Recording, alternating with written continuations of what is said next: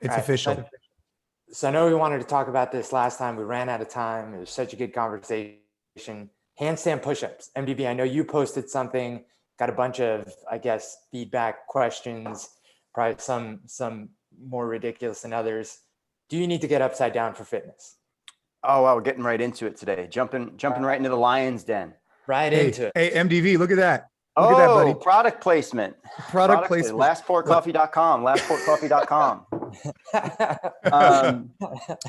No, it's an interesting topic for me because I think, over the years, my opinion has changed on this. I'm going to preface the conversation by saying anything that's important to the athlete in terms of what they want to accomplish as a personal goal is important enough for them to pursue it. So if somebody comes into the gym and they go, I really want to be able to do a handstand because my teenage daughter is getting into gymnastics and I think it would be really cool if we could take a handstand pick together. And that's the only thing that I ever wanted to do, with her. I would say, hell yeah, let's figure out how we can progress you the right way to getting you upside down and on your hands and get that picture taken in a safe and efficient manner. If that same person walked into the gym and they were, let's just say they're, a mid 40s, man or woman, doesn't matter. They are generally athletic, but maybe they haven't worked out in a long time. And they say, hey, I see a lot of people getting upside down on their hands. And, is that something that I really need to do for my fitness? I would ask them some questions about, what's important to them and whether or not, this seems to be something that they want to accomplish personally. But for the most part, I would probably shy away and say like, that's probably not somewhere where we have to really put a tremendous amount of focus. There's so much other things that we can do and a lot of money that we can put in the bank to build that hedge for you of fitness to go out and live your life and, do it freely and fully. I don't necessarily think that for that individual and for a lot of individuals that being on your hands is something that has a tremendous amount of benefit. In particular, I think when you're thinking about the kipping handstand push-up and you're talking about the impact to the cervical spine and, people doing those improperly and coaches having a hard time really regulating the speed or the intensity of those, there's a lot of situations that I see are probably unnecessary. And it's not like I'm saying that the handstand is not an awesome ultimate expression of power and control of the upper body and your midline and being able to demonstrate some really cool stuff. It is. I'm just saying that for most people, being upside down on your hands is not really necessary in terms of what they'll need to do outside of the gym. And you can replicate that with other more safer means.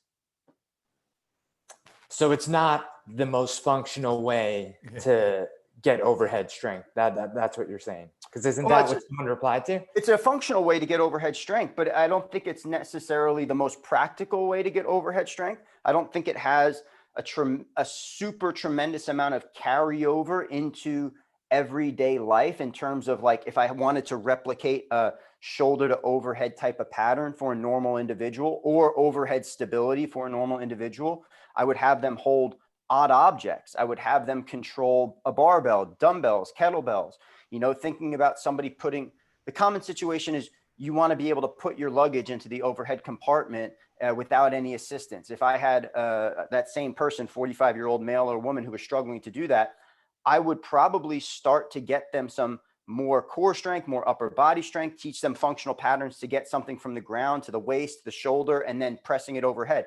I wouldn't have them go, all right, well, the first thing I want you to do is flip upside down against the wall and learn how to control your body weight on your hands. That is like a long light year journey away from ever really needing to do that. I think that MDV brings up something really interesting. And this idea of we only have so much time in the gym, most people. There's others that live in the gym, but for most people, most of the time, on average, when we look at our members across the globe, we're talking about probably 2 to 3 visits a week in our gyms. Now, the average garage gymmer, I imagine, is maybe a little bit more, maybe, but let's just say that's 3 or 4 hours a week of functional training. Plus they probably do other stuff. Let's just say, well, if I'm a coach or if I'm trying to really develop their capacity, where do I want to spend time on to develop either certain skills or prerequisite strength? For me, if I had an athlete come in 3 days a week, 1 hour a day, I probably wouldn't spend much time on the handstand. I'd rather spend more time on other movements I think pack more of a punch. That all being said, if that's a skill they want to develop or learn, I think you should have the tools in your toolbox to be able to do that for them. But I don't think it's for everybody all the time, especially for those people with limited time and exposure to movements. That's why we created the NCX program, right? It's because NC Metcon's awesome, but not everybody wants to or has the time to develop any competency across more of these complex movements. And I think just being aware of that and asking yourself, hey, if you have someone come in, what could I do to provide the greatest impact on their fitness? And I don't know if handstands go into that realm, assuming you have limited time. If you have all the time in the world, hell yeah, get it. Yeah. Oh, sorry. Continue. Well, I was going to ask a question kind of taking us. So if you wanted to say something else. I was just going to say, like, even if you are running a program that has complexity in it, like NC Metcon, you know, you're running a program, let's say you're running GPP, and there are days that handstands show up because you have a portion of your population that wants to get upside down, that has the prerequisite strength and the skill to do it. And you've done a really good job of kind of ramping people up. You should also have the awareness that there's probably people in the room that might not necessarily ever be interested in that. Or you have people in the room that might not be at that place where you can introduce that skill.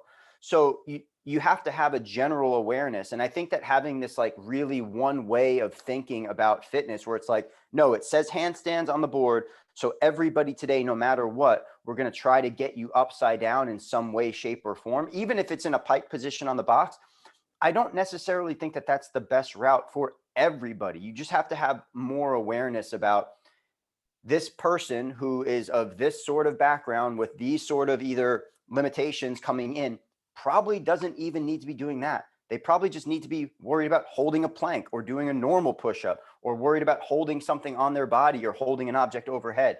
It's just a bridge too far for me in terms of what some people might ever have to do. I'll just say one more thing on this and we could probably move on. But I do think that for the people who strive to get one, it is a big ass deal when they get upside down. I remember I had one woman. This is years and years ago. I'll never forget. We were working on handstands for a long time and she would never even get near the wall. So finally one day I'm like, listen, I know you want to do this. If you didn't, I wouldn't be forcing you. Let me, like, basically I held her around her waist and assisted her like 6 inches up. Then the next time we met, I held her around the waist, went like 3 feet up, whatever it was. Eventually, it was a couple months later, we got her upside down, and the joy on her face and the ability to complete that task. She hadn't been upside down since she was like 6 years old. And for that person at that moment, it was like the greatest thing she'd ever accomplished. And so I think just having that awareness with your athletes is super, super important. But the kipping handstand push-up is one that I kind of have a conflict with. And not conflict, but I would be really cautious the amount of exposure you have to kipping handstand push-ups. I think strict handstand push-ups definitely have their place. I think getting upside down for adults definitely has their place if they want to learn that skill. But when you're ramming your head, and I'm holding my hand up saying, dude, I've done a lot of these. When I was training for the games, I'd be on parallettes and I'd be trying to get, let's just say, I mean, I was at the CrossFit Games actually slamming my head into a plate because I was trying to get more of a drive back up. And looking back on it, that probably wasn't the best thing for my neck at the time. So I would avoid that if I was most people. I will never do another kipping handstand push-up probably in my life. And, you know, for some people, if you do them properly and you take the right precautions and you have the right kind of descent into the kick back up and you're not slamming your neck into the ground. Okay. Yeah. I understand that it's certainly a skill where you're using hip momentum to drive and, do more reps in less amount of time. I would ask just about anybody, is it really necessary to be doing those? But maybe a topic for another day, going down that path. Well, I mean, I think it is worth exploring a little bit more, because I'm curious, how do you guys think that we got here? Like, how did we get to this point that, certain movements, because we get a lot of flack about like up Butterfly. downs. Why don't we have, handstand push-ups more? Why aren't rope climbs all the time? Like, we have a big community of functional fitness CrossFit gyms. How did we get to the point where it's like, well, if you're not including these, we're not doing fitness. We're not helping people. We're not giving them these new skills that are so important. Yeah, I'm just curious, like how has that become so deeply ingrained in like what CrossFit or functional fitness is supposed to be, which like really, if you dissect it, like it's anything, right? It's just being functional. It's just people moving. Let me set the stage for, just a little bit about what we do programming wise, and then we can kind of take the conversation from there. So at NCFIT, we have a number of different programs. We have an NC Metcon program, which is our version of GPP, General Physical Preparedness, which is probably the most akin to like a traditional functional fitness CrossFit style program. It has the potential for really high complexity. You can go super short, you can go super long, you can see some simple movements, you can see very complex movements, very heavy loads, very light loads. We also program that with a unique NCFIT signature on it based on what we feel is quote unquote appropriate and probably most beneficial for gym owners out there who want to run a successful, effective GPP style program in their gyms. And we service a lot of gyms that run CrossFit style programs. So in that program, we do have handstand push-ups occasionally. We do have handstand walking occasionally. We do have squat snatching. We do have heavier loads. We do have things like pull-ups. Sometimes we will note gymnastics kipping pull-up or strict kipping pull-up. But we do see a lot of other things in that program that might not necessarily exist in like a traditional quote unquote CrossFit program. We do a lot of things that involve more static hold with strength and stability. We do a lot of strict work. We also offer multiple options. When any of those more complex movements come up, we put them actually in the workout text that, hey, there's an option that you can do a strict dumbbell press instead of the handstand push-up. You can do a overhead hold instead of the handstand push-up today. So we are servicing a community that does have athletes that do want to express these skills. So we provide them an option, but we also provide options for people who might never want to express those skills.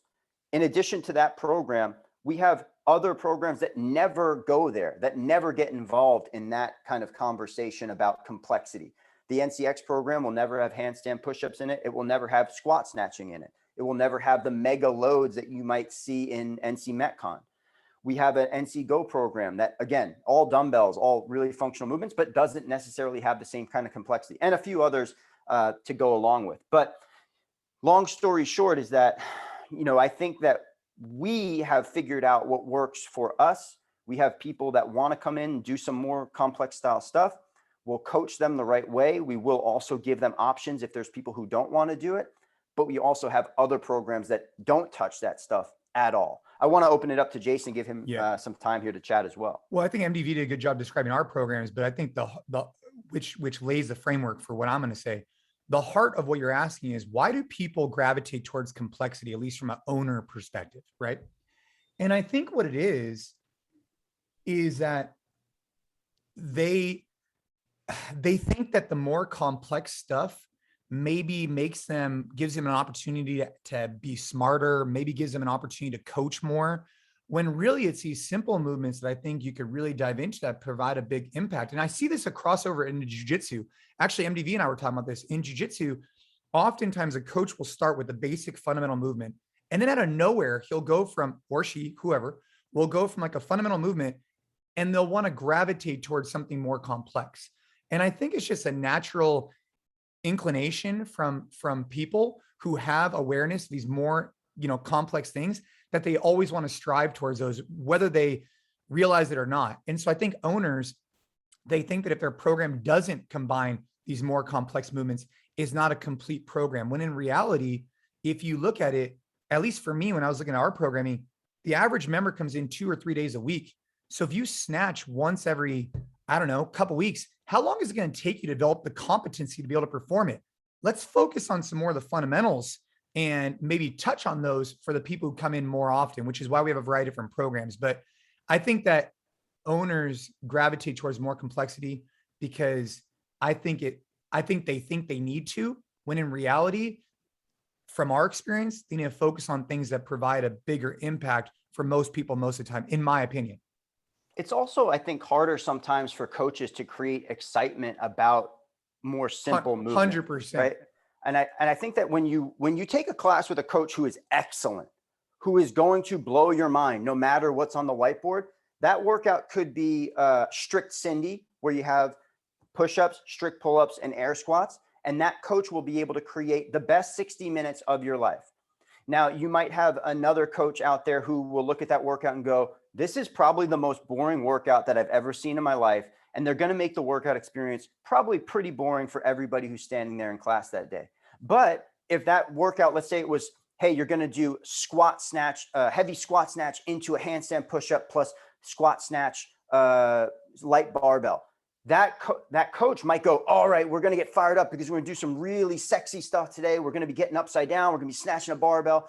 I think it's easier for some coaches sometimes to get fired up about the more complex movements, because I think, also borrowing from what Jason said, they are able to demonstrate that they know about these things. They know how to do them. They can perform them. It looks a little bit like more alluring to the eye. There's also some, I think, when athletes see this stuff, I think there's a portion of athletes who maybe see CrossFit on ESPN, or, they watch some clips on the games. They see people doing these really fantastic, amazing things. And there is probably a small percentage, but a percentage of people who go, I want to do that. I want to get upside down. I want to snatch big weight. I want to do these kinds of things.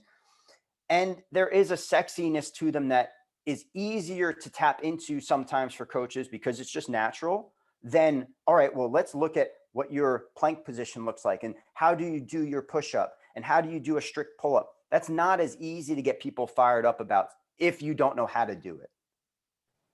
And you took the words right out of my mouth, because that's exactly what I was going to ask you. Like, is there an athlete side to this where they're getting, this image of what this type of training is, and they're going to look like a CrossFit Games athlete, and so this is what I want to do. So I'm glad you touched on that. I remember Active Life, who we're friends with, posted something a little while back that's kind of similar in the same vein, and I wanted to get your guys' opinion on it. And I'm going to misquote it, but roughly what they said, and they do a good job at kind of being ruffling a little feathers with their social media posts, which I actually like what they do. Essentially, what their post was you only need to deadlift your body weight. Getting any stronger is just ego. Like, wanting to get anything past a certain point is just ego. And I guess what I'm curious is, when it comes to not the complexity side, but the getting certain numbers on your squat, your press, your deadlift, is there a level that, people should get to for all the things that we're talking about being fit for life? And is anything else, like, does the risk reward of getting a 400-pound deadlift ever start getting to the point where maybe it doesn't make sense for most people? It depends on your goals, I think. I think that for some people, building those lifts up to be extraordinarily higher than their body weight makes sense for them. I think in terms of what Jason and I do in jiu-jitsu, there is a level of strength building that I want to be able to have, or strength training that I want to be able to have, that's above being able to deadlift my body weight. I understand what they're saying in terms of Active Life in that post, where they're saying most people, when they go out and they live their everyday lives, they're never approached with a 315-pound barbell that they have to pick up multiple times and then go and do something else. In terms of functionality, they probably need to be able to move their body weight maybe a little bit more, and they need to be able to move it really well. I understand that. But, there is a level of the conversation about goals. What is this person doing outside of the gym? What is their occupation? Are they faced with things that, even if they aren't tasked with deadlifting that type of weight, are there other forces at play here where their midline needs to be able to be trained to resist higher forces than what their body weight can provide? I think that that's another element of strength training that people misunderstand, is like, just because I'm deadlifting heavier than my body weight doesn't mean that I'm only training to lift up objects that are heavier than my body weight. I'm putting more money in the bank in terms of what my midline, what my body can handle, to be able to attack things outside of the gym and maybe do things that, would not be as easy if I didn't have that strength. So I understand the point. I think it depends on goals. I do think there is benefit to training heavier weights, relative to where you're at in your life, where you're at in your fitness journey, and of course, training them safely and efficiently, not necessarily just kind of throwing caution to the wind and just trying to grab that barbell off the ground that is way too heavy for you. Jay, what do you think? Yeah, I mean, look, I get they're trying to stir the pot a little bit with that one. I would probably disagree with them. I think that, so, when I was in my early 20s, late 20s, I had different goals. I was trying to compete professionally. I wanted to hit the biggest numbers possible. But as you get older and you mature, your goals change, but also your strength might decrease. And so one of the things that I would encourage people to think about is like right now, let's just say I'm in my mid 30s. If I only deadlifted my body weight, that's it. And yeah, I could do tempo, this and that. But would I then start to see it fall off? Whereas if I could build a higher hedge and continue safely increasing my deadlift today, will that last me longer in the future? So if I'm working on my deadlift and I'm safely lifting 405, longer, then eventually I get a little bit older, a little bit weaker, then it drops down to 355. Then I get a little bit older, a little bit weaker. So I wonder if putting money in the piggy bank, right, will benefit over time. So like for me, I have specific goals for myself, right? Based on just like arbitrary, like what I want to be able to do. I want to be able to snatch this, clean this. And those numbers are relatively high compared to most people, but I want to hold them for as long as I can because I know eventually I'm going to get weaker. But if I could keep them as high as I can, as safely as I can, for as long as I can, that's my goal. I wouldn't put an arbitrary lower number on myself. I would try and strive to lift as much as I could safely and then maintain that for as long as I could. I kind of agree with that. Mostly agree with that. I think that there's, a balance between like how heavy you actually need. And there's probably a lot of people out there who don't lift as well as you, who are lifting heavier than they need to, right? Like, yeah, there's probably people out there who are pulling, 315 pound bar, 405 bar with crazy less than optimal mechanics just because they can, doesn't mean that they necessarily should. In terms of like, I was thinking about this body weight thing for the deadlift, because you don't want to set, you kind of just hit the nail on the head there a little bit too. But by the way, I just want to say that I don't remember exactly what the number they put out. I don't remember body weight, like 1.5 body weight, but they were essentially saying like, there's a point in relation to your body weight that you need to deadlift, and then anything else is like kind of unnecessary. But go ahead. For sure. And let's pretend like it doesn't matter what Active Life said. And let's just focus on somebody says, hey, all you need to do is deadlift your body weight because you're never going to pick up anything more than 100 pounds outside of the walls of the gym, which is kind of true. When was the last time you went to Home Depot and maybe you picked up a 100-pound feed bag, or like you picked up some soil? You're not picking up multiple hundreds of pounds worth of objects at once. But why would you want to set the bar, like Jason was saying, so low at the minimum, where it's like, I only want to be able to do the absolute minimum? That is putting yourself on the razor's edge, where if you do have to pick up something that's close to your body weight, let's say you weigh 155 pounds and you have to pick up a 100-pound object, that's a significant percentage in terms of what you weigh. So that's going to be a super heavy lift for you. Wouldn't you want to have the capacity to lift 100 pounds relatively easy if you wanted to be able to go and live your life without necessarily worrying about like getting hurt when you go to Home Depot to pick up a bag of rocks or something? I just think that setting the bar so low is dangerous as well. No, I agree. I like that hedge idea.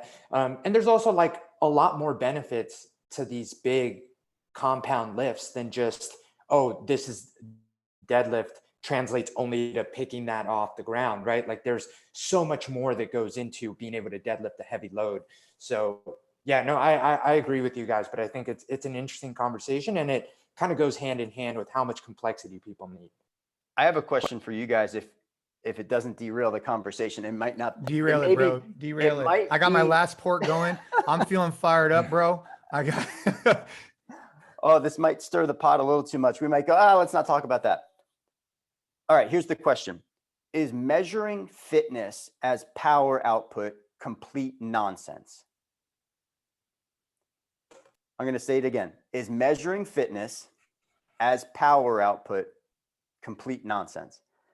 I've been thinking a lot about this lately, and I want to hear your guys' perspective on it, because, you know, for a long time, especially if you came up through CrossFit, you were told this line that like your fitness is work capacity across broad time and modal domains, which essentially is a measure of your power output.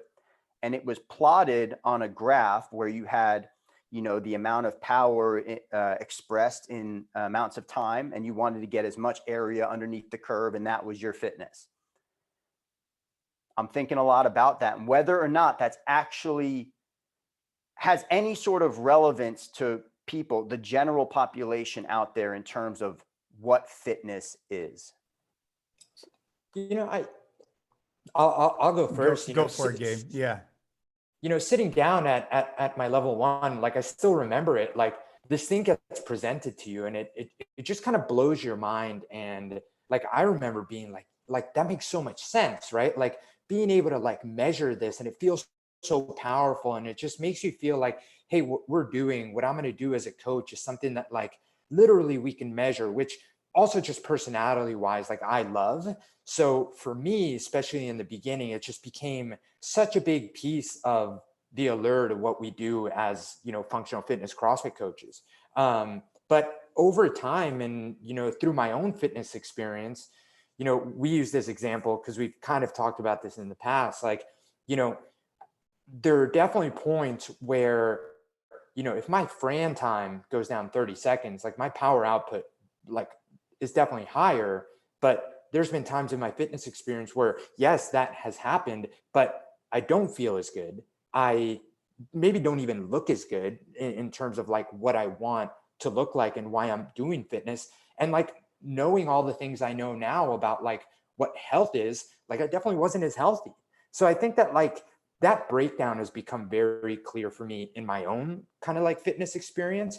But I understand that, you know, how we've come up as coaches, like when it first gets presented to you, just it makes so much sense that you become so immersed in like, I get it. This is fitness. This is health. It's measurable. It's black and white. And I think that just in general, we like things to be black and white, right? Like humans like things to not be nuanced and complicated. And I think that this idea that that's exactly what fitness means, and then, you know, over time, that's exactly what health means. It's so black and white that it's alluring, but I don't think it holds water if you really think about it. Mm. I kind of, so I want to ask like another secondary question here, because the common example is like, all right, a Fran workout, right? 21, 15, 9 thrusters and pull-ups. And let's say you score 3 minutes on that workout. But the fitness that you would plot on the graph is a calculation of the power that you generated during that workout. Is there any way humanly possible with any sort of statistical accuracy to actually do the equation to get a power output for that athlete in that workout? I'm being serious, because it's kind of cool to think about as like a thought experiment where you're like, oh, well, yeah, you can measure the guy's hip down to the below parallel and see what the distance is. Exactly. You can put the weight on the guy's shoulder. But like, honestly, there's probably 0 people out there who have really ever done the equation to get the power output. And there's less than 0 people out there who are ever really, with statistical accuracy, doing the equation to get the actual power output. There's so many variables too. Like how much time did they take off? And like, did they short a few reps? All that kind of stuff. Anyway, range of motion. Look, I think that when you say, is it nonsense? I'd say no, I don't think it's nonsense. I think it's theoretical. So I think in theory, it lays a framework like, hey, we're trying to do more work in less time. We look at that as force times distance over time, right? In theory, if we're moving the same amount of weight faster, we're getting fitter in theory, right? A good example would be, hey, you got, 100 sandbags, you want to move them from point A to point B. If you do it faster, hey, you're fitter than the other person, right? But I think in practical application, like I don't think that anybody's actually measured on a consistent basis more than potentially one workout like an air squat that has multiple variables with multiple whatever. Maybe an air squat you could do that, but even then, do you count the descent or just the ascent? But either way, I think ultimately though, Gabe hit the nail on the head. when he said that CrossFit, what they provided was a framework for what fitness was, which I think in itself was revolutionary because people started tracking and looking at the time. I was asked yesterday, what did CrossFit really open my eyes to? It was a coach, a community, and a clock. Those three. And the coach really taught me, to move well.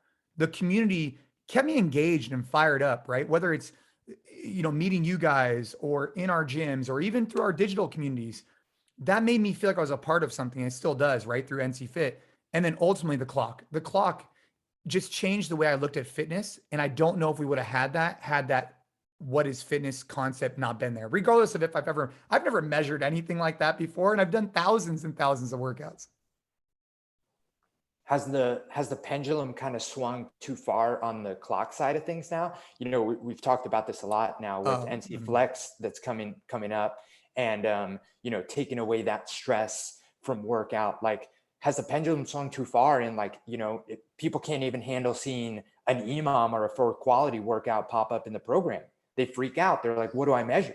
I think people have, years and years ago, you had I'm just speaking for myself, bodybuilding style workouts, no clock, no real sense of urgency, zero, right? You'd spend 2 hours and get mediocre work done. Then you switch and you go completely opposite, right? And you go, everything's for time, everything is hardcore. And if it isn't, you're not effectively training. I do think that because of people like Marcus Philly and others who have opened the doors, I think that people are recognizing that it's not a zero-sum game. Like, you could do both and get very effective workouts, which is what MDV, I think, with NC Flex is talking about. So I do think the pendulum swung over here. And I think for some people, it's still over here. But as you mature, as you do more workouts, as you grow a little bit older, I think you realize not every day you need to smash yourself. Like lately, I have been smashing myself. I'll be honest. Right before I got on the microphone with you guys, I was in the garage smashing myself because I'm training for something at the end of the month. But traditionally, I'm probably going at 10% less than I used to. One of the things that I think I had some discussions with some really high level coaches in past couple of years about this, and they'll remain nameless now. But one of the things that we were talking about was the vast majority of CrossFit, GPP, traditional style metabolic conditioning workouts are essentially aerobic workouts. I mean, they're workouts that are interval based type of aerobic training. It's not necessarily like when you look at a workout that's like a Fran style workout, there's some strength building that you're doing in that workout, but for the most part, you're getting an aerobic type of workout out of that. So I think that a lot of it is going to depend on what are your goals? What do you want to do? Are you doing this style of fitness because it's fun and it's also going to produce some results for you that are beneficial in terms of being able to live your life better outside of the gym? You're going to get exposure to some new movements. You're going to be able to, over time, increase some of the weights that you do in these workouts. You're going to develop some great cardiovascular capacity. I think those are all amazing benefits to doing GPP style workouts. But if somebody wanted to get really strong and they wanted to, in particular, have a great aesthetic look, I would probably say, hey, that type of workout will eventually get you there, over time. But if your goals are to just get really strong and to look really good, there's probably a different style of workout out there that will get you there a little bit faster. A question that comes up in my head a lot is let's say an athlete does Fran and they do it in 3 minutes, and that's 100% of their capacity. They go absolutely balls to the wall, bonkers, the barbell's all over the place. The pull-ups are the chin's barely over the bar, and they do a 3-minute Fran. Let's say the same athlete a couple of weeks later comes back and they do a 6-minute Fran, or maybe a 5, whatever, in that range.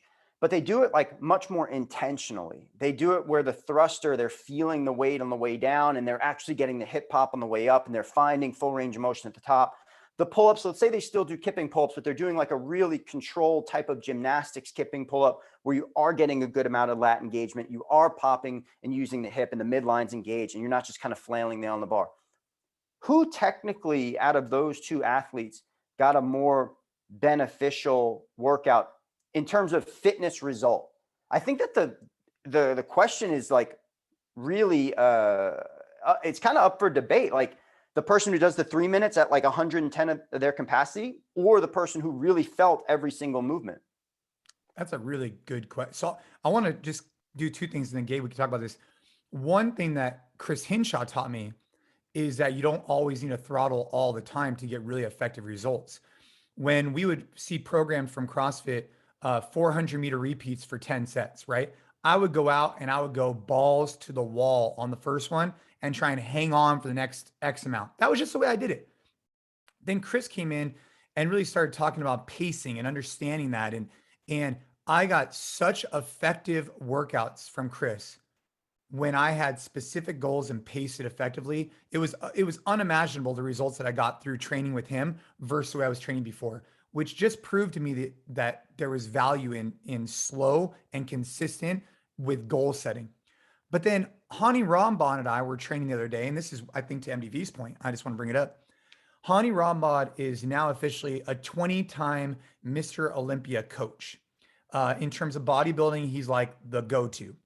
So I'm training with him the other day, and we're doing like some cable crossover machine or whatever. And he's asking me like, really feel my muscle. And I'm like, dude, this is all foreign to me, right? I've never thought about feeling my muscle. I always think about the function I'm performing. So I'm doing, I'm doing cable crossover into a dip. And as I'm doing these movements, he's like going up to me, touching my muscle and say, I want you to feel it here. Like essentially bring the bar or bring the position to here and get the pump in that. And it just kind of alluded to what I think you're talking about, MDV, which is like when you try and pump the muscle, when you try and grow a specific area, when you're trying to add value to something on your body and you're focusing intentionally on it, maybe on your lat on the way up on a pull-up, for example, are you getting more out of that pump than if you were just being super dynamic the whole time, but instead you added a little bit of resistance or static positions? Talking to Hani, I think he would think the second guy in your Fran example got more benefit from it. Yeah. It's a really interesting question for me, because you have one person who's out there pushing their physical limits in terms of their aerobic and cardiovascular capacity, probably also pushing their mental limits, right? They are breaking through a barrier there that maybe they've never broken through before. But then on the other hand, you have a person who's working pretty darn hard. You know, a 5 or 6 minute Fran is nothing to sneeze at. You're still moving quickly, but now you're also actually, like you said with Hani, you're feeling the weight in the squat, and maybe the attention to mechanics is higher. You're actually feeling the barbell on your legs. Like, I don't know. I think that this question kind of is one of those that comes up in my mind quite a bit lately. Yeah, I think that 5-6 minute Fran approach is needed significantly more often than the 3 minute Fran approach. And both of them are necessary. But I think that right now everyone sees it at like, you know, I have to beat the time. It's all about like, how can I beat my PR? And there isn't that attention to what, you know, like you said, like, you know, 5-6 minutes, it's not like you're, you know, cruising. You are moving very fast. You're getting the intensity that's supposed to be like, you know, the magic of this type of training. But you're also doing it in a way where you're challenging yourself in a different way by being super focused and super intentional what you're doing, which, I mean, you can make the argument is something that we're lacking in many areas of our lives, right? Like we're rushing through everything. Everything is about like the end result, the instant gratification. And I think we can all benefit from being more intentional in things that we're doing, you know, training being an obvious example of that. But it's an interesting conversation, man. I think it's a really good one. I think it needs to be had more often, and go to it with an open mind, right? Training and fitness, you know, especially like for a lot of people, it's not as complicated as people say. You just got to get moving and stay consistent with it. But when you start getting these higher levels and you've been doing this a really long time, I still think being open-minded is super important and recognizing that there's value in a variety of different ways of training. You know, I think early on in CrossFit, you'd hate on the bodybuilders. Now, slowly, you're like, man, those guys got something right. What could we learn from them? Or you'd hate, you know, I think the more that we can be open to other ideas, the better. And I think it carries over back into your sport. Like, dude, Chandler Smith and I were talking about this. Like, I think he still does jujitsu 2 days a week, and he's a professional CrossFit athlete. That blows my mind because I think he thinks that it carries over into his ability on the competition floor. Absolutely. I think that, you know, Jason, what you just highlighted there is probably the biggest fundamental flaw in the history of CrossFit being introduced into the fitness realm, is the fact that, you know, when it kind of came out as being, this is the way. And in a lot of people's minds, they started talking about it as the only way. And, you know, I think it's a way, and it can be a very fruitful journey for a lot of people, not only for the physical benefits, but like you talked about before, for the coaching benefits and the community benefits. But there are so many ways out there for people to gain fitness. And it's highly dependent also on who you are, what you're into, what are your goals. CrossFit is an awesome avenue for a lot of people. It will never be for some people, but, you know, I really do think that, like, it was probably a disservice to come out and be so aggressive and so hard and so kind of closed-minded that this is the only thing that really matters anymore. Or maybe that's the reason why it took steam, you know? You guys are always talking about, if you're for everyone, you're for no one, right? They came out and they said, hey, I'm going to have Pukey the Clown as the whatever, and I'm going to be that hardcore. And I remember, dude, I mean, I traveled the country just like you did, rocking that shirt, and it stood for this aggressive, like hardcore fitness. And I don't know what would have changed, actually, MDV. I'm really curious if from the get-go it had been a little bit less in your face. I don't know if it would have caught the type of steam that it did. Yeah, it's another interesting one to think about. And I'm not saying to go the complete opposite direction, course, yeah. and, you know, be, you know, so soft and just be like, well, you know, this is okay over here as well. You know, like, you know, the Pukey is a really cool, not cool example, but another interesting topic. And like how much the games were promoted as being what CrossFit represented. And, you know, the marketing partnership with Reebok is highlighting athletes at the absolute pinnacle of the sport. You know, it led to insane growth of what CrossFit is and was in, you know, not only the United States, but across the world. But it also influenced the brand's perception in a way to the general public that created some hurdles for a lot of people to ever want to try this thing that can be very beautiful and beneficial if you're not an insanely talented Jason Khalipa looking athlete, right? There's a lot of people who, no matter what happens over the next 5-10 years, will never walk through the doors of a CrossFit gym because of the stuff that they've either heard or seen. Yeah, it goes both ways, right? But I mean, dude, I'm, you know, this morning I was getting after it. I've been yesterday, for example, I did a morning session, an afternoon, like an evening thing. So it's been fun. I've been ramping up my training a little bit. It reminds me of the back in the day. And I'm trying to take a strategic approach for the Rogue Invitational, which is coming out at the end of the month. And it just reminds me, like, there is still a large demographic of people who love the sport of fitness. And then there's a lot of people who are interested in other stuff. And I think that this idea of trying different things, like right now I'm getting ready for this competition. I did a century ride, a month ago.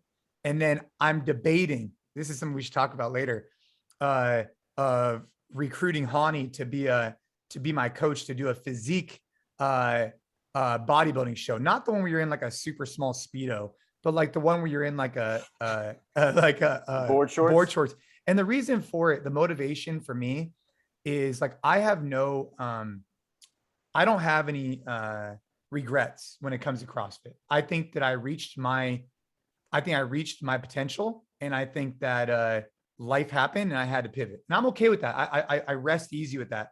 But I am curious from a physique perspective, what is possible. It does interest me a little bit. Anyways. trying Yeah. different things, man. A whole nother lane to push your body, your willpower, your discipline.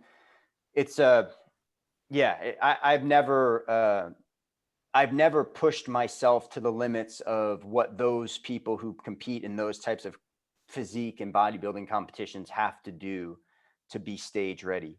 It's a whole next level of discipline.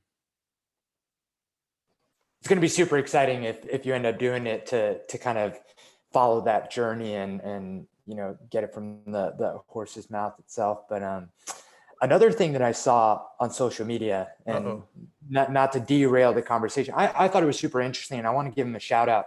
I know that you guys have both been on his podcast, had him on your podcast, but our buddy Stu Brower made that post about retiring from the brick and mortar business at 35. He's getting out of the brick and mortar game.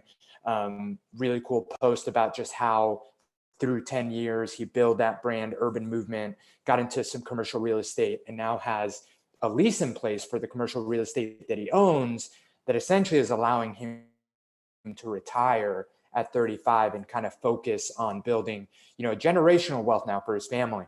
And I think financial literacy is one of those things that's just an issue overall. But and Jason, you might know this better than me, but I think it's definitely something that's lacking in our space specifically, gym owners and coaches alike. And one thing that really stuck in the back of my mind from when Sal did his culture seminar was how he was saying that, he builds this culture of helping his people with things outside of just pay, right?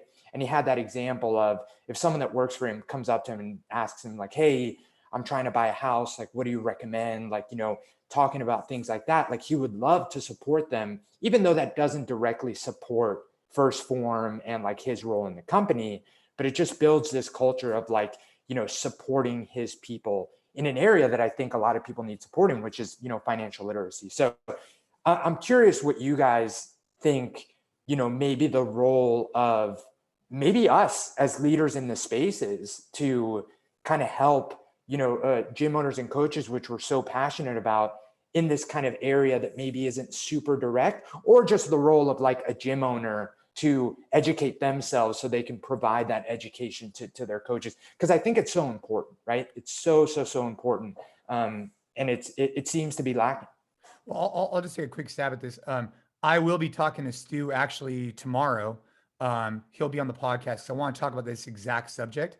But I think as a gym owner, you really have two ways of like doing this. Let's assume it's your full-time gig.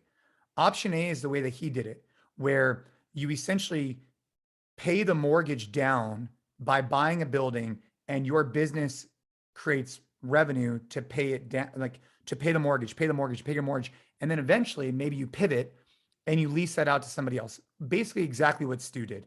Now in California, it's a little bit tough, but in hindsight, I wish we had done it differently in hindsight. But hindsight's 2020, because if you buy a building right out, let's just say tomorrow you go buy a building and you wanted to buy it 2,000 square feet. Well, what if that's way too small for your business model? Or maybe you go way too big and you buy something 20,000 square feet.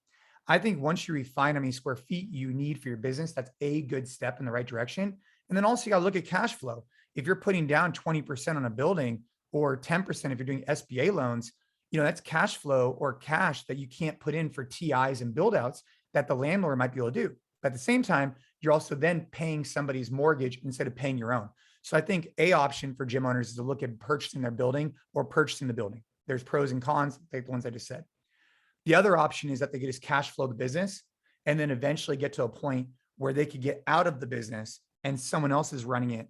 And then therefore it's just a cash flowing business that they could then go off and go do other projects, and, or that is their retirement plans. They're going to have this business that runs on its own.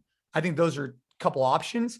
And we need to be more real as gym owners and coaches about what are our financial expectations and how much can a gym actually make and what are your goals as an individual. People don't really think about that as much before they start this. They do it because they love it. And I think that's really important, but we need to bridge the gap between what you love and what's reality as well. And the reality is, if you want to make $1 million a year off a single site, take home income, it's probably not going to happen.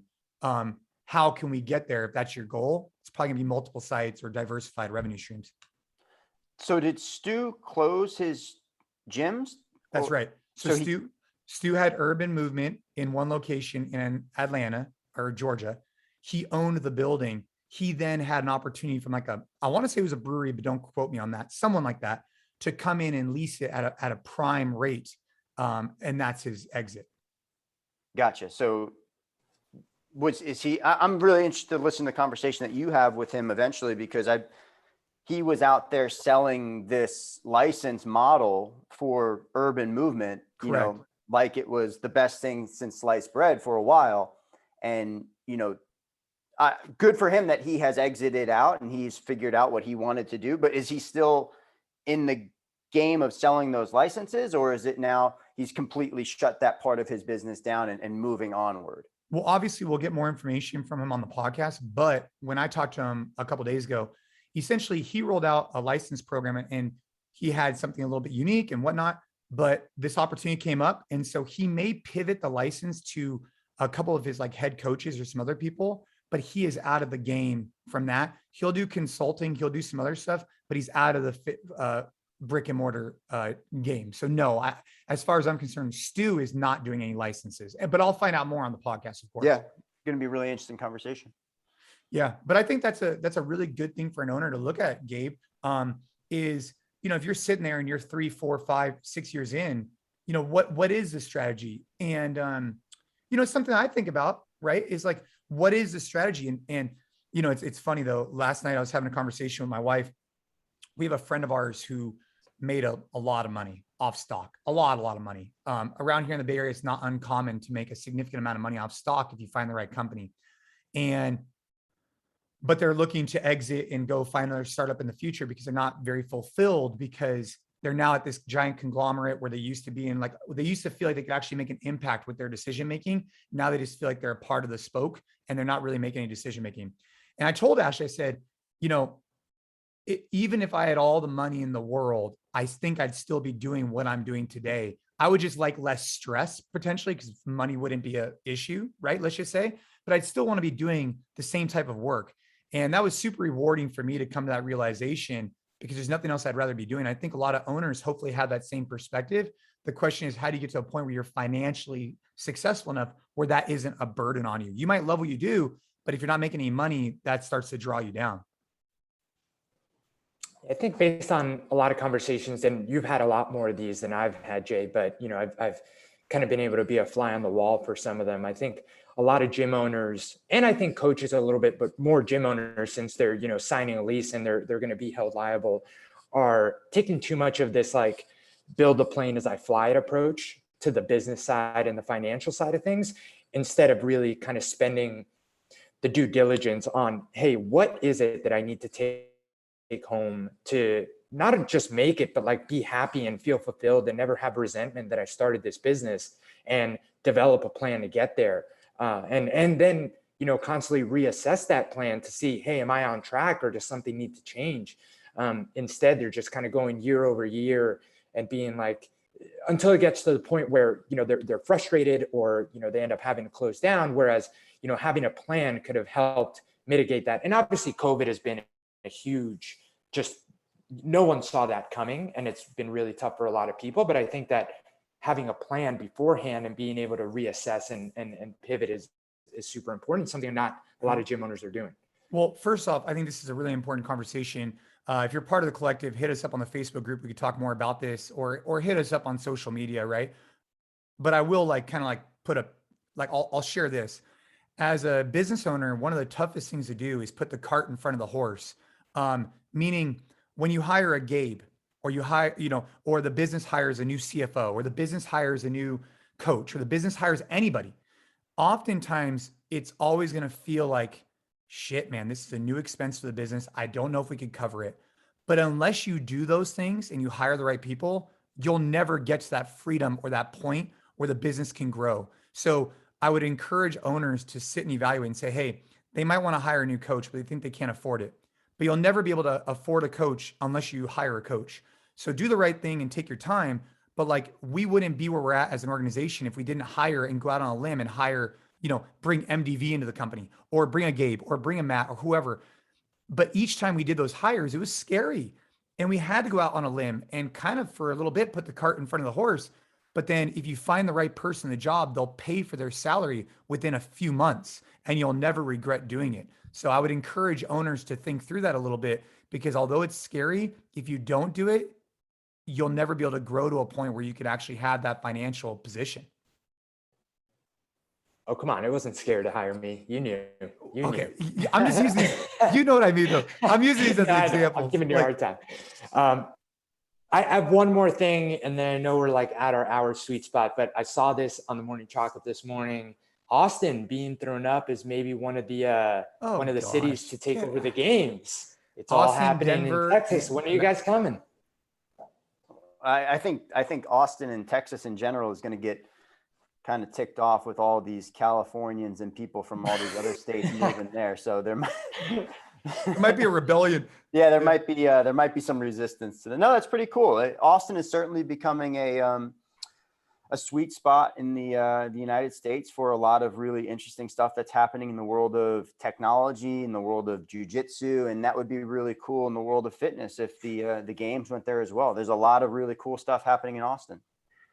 I'm going to Austin in a couple of weeks. I'm looking forward to it. MDV probably has a higher likelihood of moving out to Austin before I do. I am as much as I'd love to, live elsewhere. I mean, I'm here in California, and I'm the family, and we're locked in, bro. You're hella rooted. I'm hella rooted in NorCal. Dude, you know what's so funny about these conversations is we could keep going for a really long time. We want to, continue to do these on a regular basis. So I just appreciate you guys taking the time to always just riff about different subjects. And I think there's so many we could talk about, fitness and not as fitness related, right? But a little bit more lifestyle. This one was a little bit more fitness focused, of course, but I think it's a good conversation. The Fran one's a really good one. Is a 3-minute or a 5-minute better? That's an interesting topic. It's good stuff, man. I mean, I told you the other day, Jay, I love these, man, because if I had the opportunity of like, hey, the three of us grab coffee once a week, I'd take you guys up on it right away. And if we can let other people in on the conversations, even better. So appreciate you guys. Let's do it again soon. And yeah. Hey, bro, I was drinking this. So MDV's got Last Port Coffee. LastPortCoffee.com. LastPortCoffee.com. Go see at MDV.fit. _FIT. _FIT. And then you got Gabe Yanez. If you live outside of Austin, Texas, you want to go to the farmer's market, you can find his freshly, what can you find, Gabe? Pasture raised pork, the best, most delicious pork you'll ever be able to get. Okay. If you're outside, what area is that? If you're in the Austin, San Antonio area, we're actually trying to reach out to a couple of local gyms to set up drop-offs, because I think it'd be really cool for, kind of like local gym communities really love this stuff. So farmers market, a little bit different. But yeah, anyway, I'll let you guys know when that's all set up. I love it. Well, thanks guys. And I'll talk to you guys again soon. See ya.